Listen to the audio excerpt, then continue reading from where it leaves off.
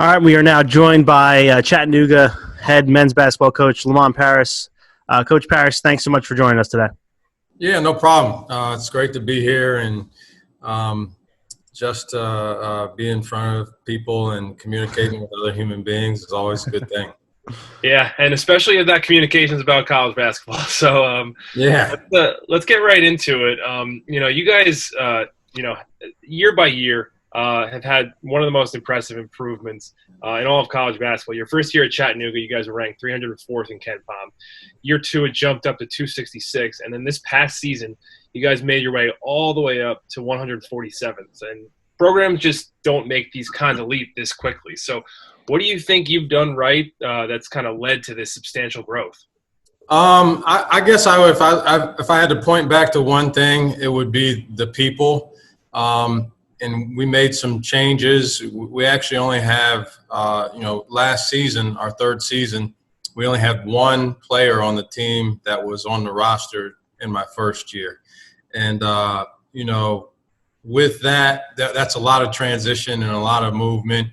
And there were probably one or two guys that I wish would have stayed in the fold. But by and large, I think we got the right people on the boat, so to speak, and that were locked into what we want to do. They're about the right things. Their character was high. We've done some things from a GPA standpoint that have never been done here before. We've broken the school record for men's basketball 4 out of the 6 semesters I've been here. So if I had to point back to one thing, I would have to say it's the quality of person that we got into our program. Basketball is a big part of that, but more importantly, just the quality of person. And one common theme that we have noticed with a lot of the up and coming coaches in the country, such as yourself, is they tend to come from the staffs of other successful coaches. And you obviously coached under a legend in Bo Ryan, and you also got to coach under some other really good coaches like Greg Gard and Keith Dambrot. What are the most important things that you've learned from those guys that you feel maybe have been closely related to your success? I think one is you pull a little bit of everything from guys that you've worked for, and but one thing that was consistent throughout all the coaches that I've ever worked for was the expectation of winning that started with the staff, recruiting players that had that expectation, getting that mentality down to the players, and doing whatever that meant. That may mean one particular player doesn't shoot as many times as he would like to. It may mean you play a different position. It may mean an assistant coach goes out on the road more than what he's comfortable with doing. Whatever it is just to have the mentality of a winner's mentality. I think that's one of the first things that was, I think that came into our program. But I think that was one thing, and then just a couple of fundamentals from a basketball standpoint that I value, the ability to take care of the ball and make winning plays, shot selection. I still coach shot selection. Some guys don't. I do it in a way that, it's funny. You end up taking guys for your program and you take them for what they do well. And it seems like you're always working on the things that they don't do well. And so we've made some changes in what we do, and we really accentuate the things that guys do really well. And, the more you do that, I think the more confident they are in that. But we coach shot selection, and most times when we do it, it's not, hey, don't take that shot. It's, do you know how good you are at shot fake and dribble? Why would you force that shot when you can shot fake, put it on the floor, and then get something else for yourself? So you got to be creative in what you're doing and how you're framing it up for them. But, those are a couple of the areas that we've focused on that I think have really helped us be successful. But the biggest part is probably the winning mentality. Wisconsin is one of my favorite basketball programs in the country. Bo Ryan was one of my favorites. I should have worn my Frank Kaminsky jersey today because I do. Sure, you should. But my question, you kind of already touched on it. You beat me to it. I wanted to talk to you about the actual style of play that you brought over from Wisconsin to Chattanooga. Bo Ryan he was always highly regarded, but he didn't get that, best coach in the get into that best coach in the country discussion until he finally broke through, got to those Final Fours, the back-to-back years. Why do you feel like that is the style? And believe me, I'm all for it. I love to see you doing it and carrying it out. But why do you believe the slow it down pace is the style that is best suited to win games in college basketball? Yeah, and to be honest with you, we don't talk a ton about pace, and if we looked at through Ken Palm, one of the things that we did best was run the break towards the end of the season, especially. So, I wouldn't even say that that's what we do. Like, we do some things that were different than when Bo was there. When we had Frank and Nigel and Bronson and all those guys, Sam Decker, we were the most efficient team in the history of college basketball up through that point in our second Final Four, right? Mm-hmm. Ever. And so when you have a team that's that good offensively, you want to make sure you get a shot every single time. So, we're not as efficient as that here, but we do try to take some of those things. But we've changed some things. Like the transition was a good thing for us. I think we've also been good around the basket. And when you have an effective player offensively around the basket, oftentimes it takes a couple passes and a couple, in order to get the ball to him, and then you go into playing. So those tend to take a little bit longer. I just didn't feel like even with a shorter shot clock, we were up against the shot clock a ton. So I think it would be mischaracterized if we said slow it down. I don't think we tried to do that. I think we averaged 73 some points per game. Some of that was due to pace, some of it due to efficiency. But my biggest thing is I have offensive guys that I believe in. I want them to be free to do what they have already proven that they can do. Go out there and do your thing. I mean, if you shoot it and you like it, I have to like it at the point in time, right? I have no say-so over it. So we'll talk about it later, maybe. Do the things that you can do, and let's get the first available good shot. And as the season goes, guys learn what that is. And some guys have a little more leeway than others they can take bad shots and make bad shots sometimes. But once they learn what's a good shot, they tend to do stuff on their own. They'll pass up some stuff that they could definitely take this shot, but I can make two more passes. I'm going to get a shot that's better than that, or I can get that shot in the final 10 seconds of the shot clock either way. So, we're not the fastest team in the country. I can guarantee that. But more than pace, I like to focus on efficiency. And as long as we're being efficient and getting to the free throw line, and as I look down and again, we're averaging 73 some points per game, that's going to be enough to win most games if you do any efficiency defensively. Yeah, and that offense was a huge key to a really nice season that you guys had this past year. You won 20 games.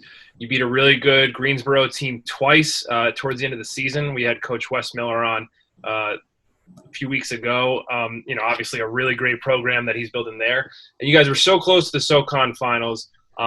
Ultimately, you were led by a really great senior transfer, Matt Ryan. He had a phenomenal year. There were a lot of rising juniors and sophomores and guys who were on their way back, and we'll get to them eventually. But with a tough and weird end to the season and a kind of a strange start to the offseason, how do you kind of keep that momentum going? Yeah, that's the challenge. And so while we want to do things as safely as we possibly can, we're not unlike anyone else, but we're really chomping at the bit to get back at it. And sort of hopefully it's been a pause button that we've hit, and we've been able to bottle up all that stuff that we had. And once we can get in the gym, everyone in the country is going to be more appreciative of these workouts just because they haven't been there. But when you've got a team that feels like, hey, we did something good last year, but could have been so much better, and we're determined to do that. So trying to bottle that feeling up and get that going into our workouts moving forward, I think is the biggest thing. We'll have a couple of guys that haven't proven themselves that want to get out there and prove themselves. We've got guys that will be playing different roles as older guys. And so, just constantly reminding the guys of what we did. I'm not a big celebratory guy in terms of, and I say this maybe to a discredit. When you get used to winning so much, I've been a part of so many wins. It's like you take it for granted. You don't get as excited when you did it, and so I have to conscientiously avoid doing that with our guys, and because for some it's the first time they've really won at that level. It's going from where we were in year 1 and year 2. These are huge accomplishments. So we're going to celebrate that, but at the same time, put it in our rearview mirror in hopes that we can be even better as a team than what we were the year before. Yeah, you set the bar high. Yeah, I'm a Yankee fan, so I get it. So I want to talk a little offense-defense balance with you. You talked about how hard your team, you make your team work for a really good shot on the offensive end. And you had the most efficient offense in all of the SoCon this year in conference play. Do you feel like that ends up making playing efficient defense a challenge because your team is working so hard on the offensive end? It can. I think our struggles defensively this year oftentimes were personnel based. We had a lot of guys that were accomplished as offensive players, and we felt really comfortable with what they could do offensively, right? And we wanted to highlight that and thought that if you could just get them defending tough enough that you could be a really good defensive team too.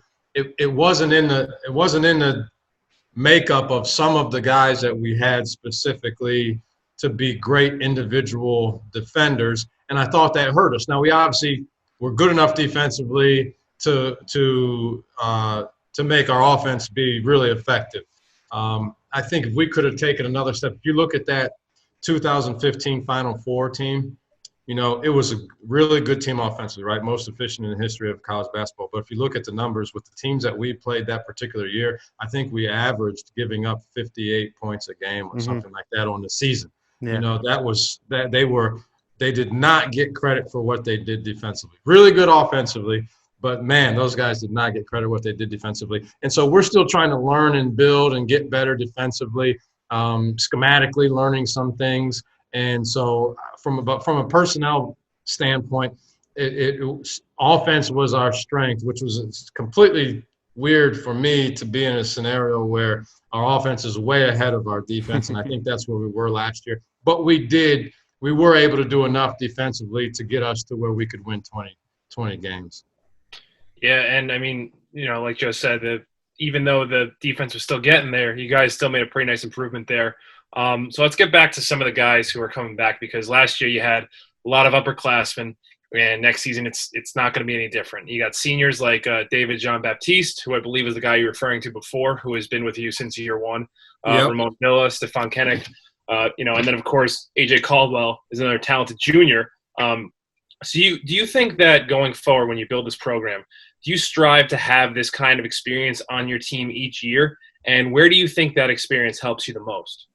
Yeah, good question. It is something. I value maturity and experience at a really high level.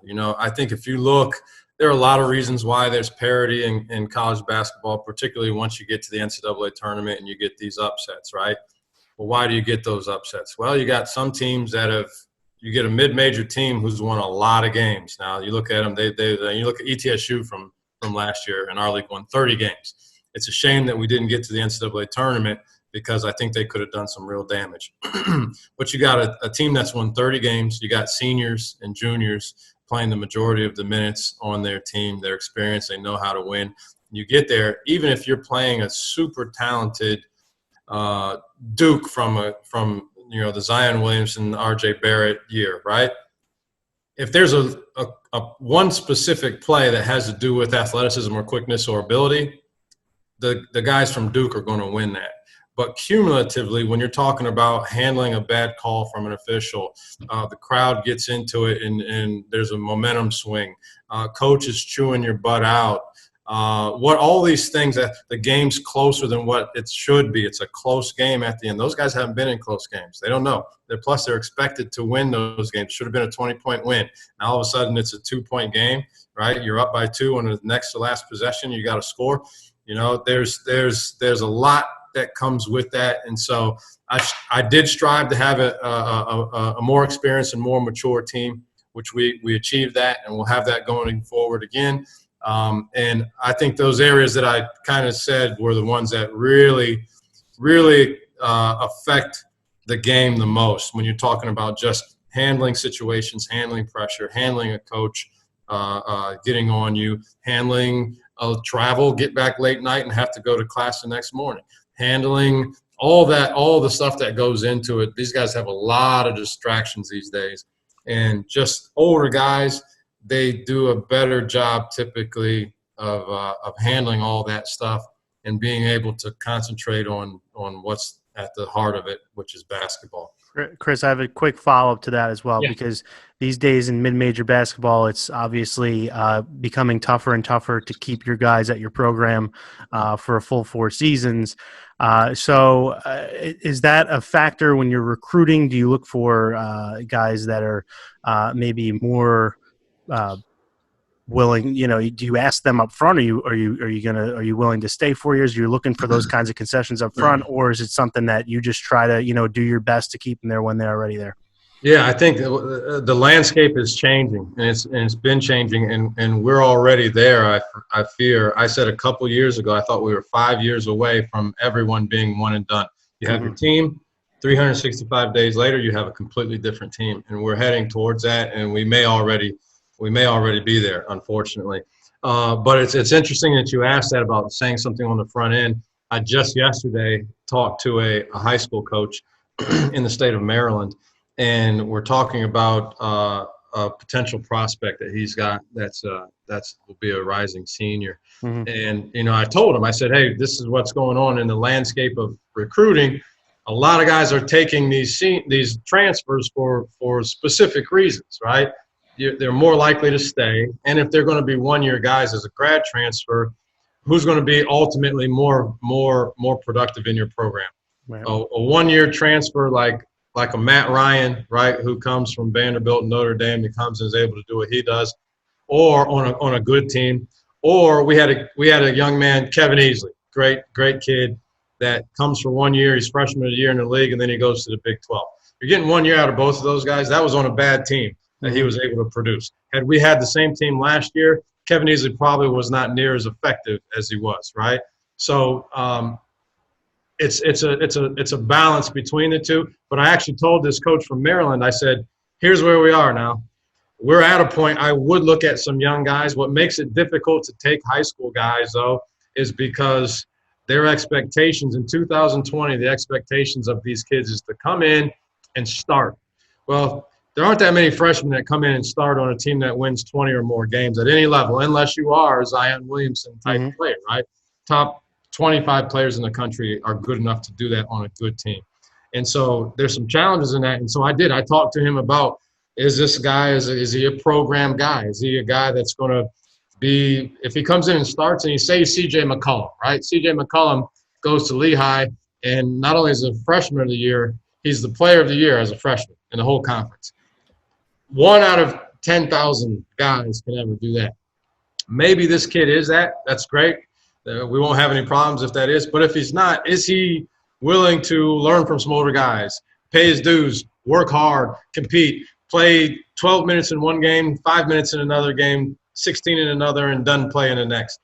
Are guys willing to do that? And by and large, the answer is not really at this time. And it's a really weird position we put coaches in, as well as prospects that are coming out of high school especially. But, yeah, I think it's something that you have to look at addressing early on and talking to people about what we think your role might be. But it's hard because you start talking about not playing a lot, and then you're not going to get the kid because every kid thinks they're going to come in and start. It's just it's a weird dynamic. Yeah, very well said.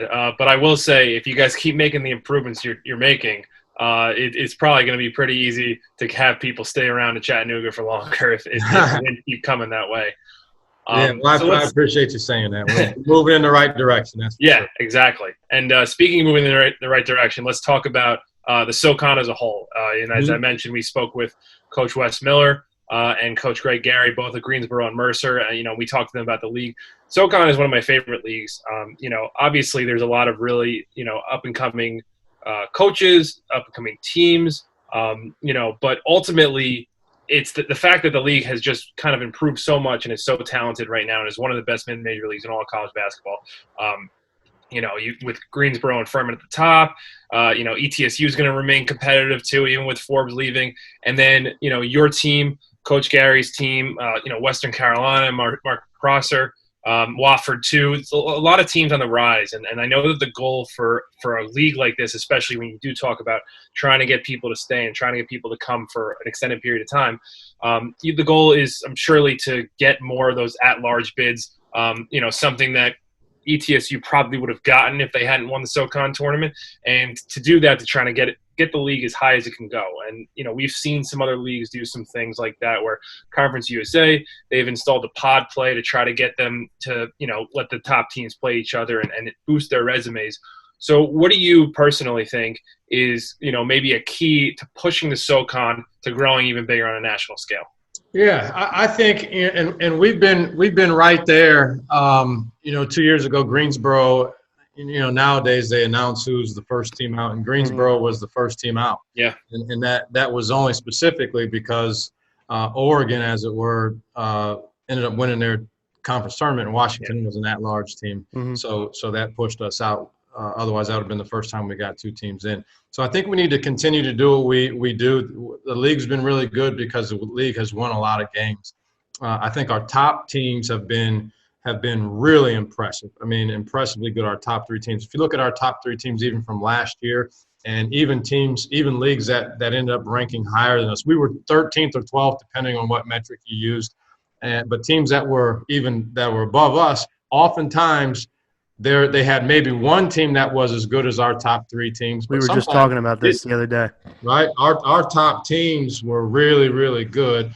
Our middle teams are good, but scratching and clawing to get there. And the bottom of our league had struggled. I mean, that's really the only reason that's put our league where it was, as opposed to being forward even more than what it was. And we have some teams with some challenges in this league and some recruiting challenges, and holy smokes. But we have a lot of really good coaches. So I think moving forward, continuing to win, the improvements that this league has made has been remarkable. If you look at it, when I was at Wisconsin, this league was 30th out of 32 conferences in the country. And then last year in the net, we finished 13th. Right? That's what a significant improvement in your league overall. And so we want to continue to do that and stay at that level. But I think we have to just keep bringing in good players. Obviously, we have really good coaches in this league. That's the one thing I immediately when I noticed this. And I came from the Big Ten, which I think has got some, phenomenal coaches. Yeah. And I came here, and that was the first thing. I said, whoa, guys, really, there's some really good coaches in this league. They know who they are and how to recruit the players that lend themselves well to their specific systems and philosophies. Some good coaches. And so that's a great challenge, but iron sharpens iron, they say. And so the better you're playing against other teams in your league, the better you're going to be. And so I think we just need to continue forward with challenging ourselves in non-conference play, which we've done. We played Tennessee last year, who was top 25. Florida State was top 5 for most of the year in the country. We played Virginia Tech last year, right? ETSU goes to LSU and wins, right? And won impressively. If you watch the game at all, it was an impressive win. Yeah. It's not in doubt for very long at all. And so we need to continue to do that, continuing to attract the players to this league that are proven performers and tough, gritty, and athletic. We've had some good athletes in this league, and just get the brand out there. We're working and continue to improve our TV contract situation so that people in other regions can become more familiar with the Southern Conference, because it's a really, really, really good league. I mean, really good league. And it's not. I was just going to say. I mean, it's not throwing shade at VMI and the Citadel. It's Right. really just. I mean, like Coach mentioned, the recruiting issues that might exist there don't exist in the other spots in the league. But I just wonder, if you took those two teams out, where this conference would have ranked this year in the net or in KenPom. I mean, you guys were 15th in KenPom with them in there, and they're the only two teams that are ranking. Well, I mean, Sanford was pretty bad this year too, but I mean, if you took those two teams out, I would imagine you'd be up there in the conversation with the Mountain West or the Missouri Valley or the Atlantic 10. Yeah. If you look at those leagues, that's where it was. Now, if you look at the MAC or the Atlantic 10. The Atlantic 10s, that gets to where now you got multiple teams performing at a really high level. And Atlantic 10 is not the Atlantic 10 it was 5 years ago now. I mean, they had 6 teams got into the NCAA tournament back then. But yeah, and I want to say this again, just like you said, with those two schools in particular, with VMI and the Citadel, those two guys are really good coaches. I mean, no one in this league, I can promise you, nobody, whoever's in first place, second place, third place, no one in this league goes to the Citadel or VMI and says, all right, yeah, we got the Citadel or VMI, count that one, this one's good. No one does that. I'm just telling you.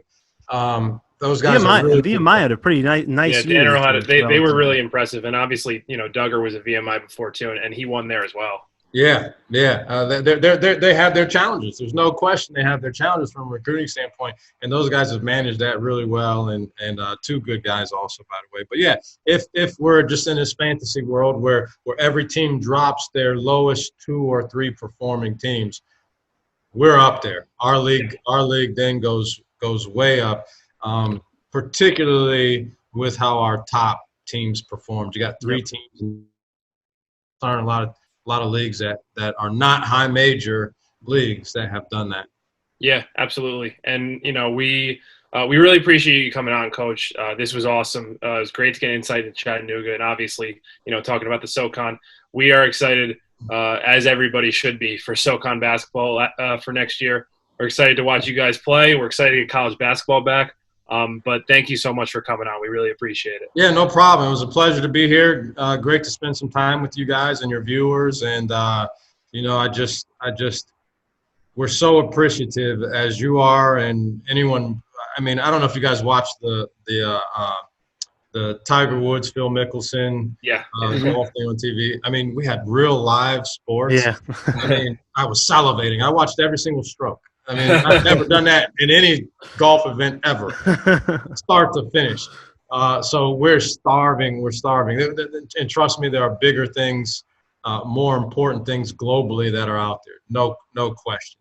But in this particular country, sports is a way of life, and it provides a service for people emotionally. There's obviously a lot of division in the country right now. Sports is one thing that really helps people get together, right? Doesn't matter what your religion is, whether you're rich or poor, whether you're from the north or from the south. Yeah. If we both like the Cowboys, we both like the Cowboys, right? And did you know Chris is a Cowboys fan? I am a Cowboys fan. I don't know if you're talking about yourself.